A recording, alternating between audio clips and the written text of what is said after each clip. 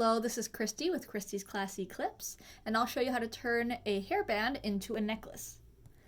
So you can, of course, do this with the elastic band on your hairband, but we have a special magnetic clasp on the site that you can get. And this is what it looks like. So you hook it onto each side with these little claws. So I'll hook it onto the other side of my hairband here. They hook on just like the elastic band does. And now that's the magnetic clasp, and they just go together like that. So I'll just unclasp them, put the necklace on, hook it on the back there, and it makes a very cute necklace as well. We have some great options on the site for that.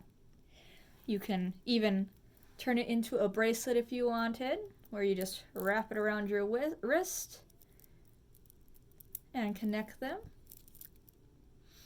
And if you have other uses for the magnetic clasp, you can go ahead and grab one and use that for anything you can think of as well. There's a great alternative way to use the hairband. Let me know what you think in the comments. Make sure you like the video. Thank you for watching. Have a great day.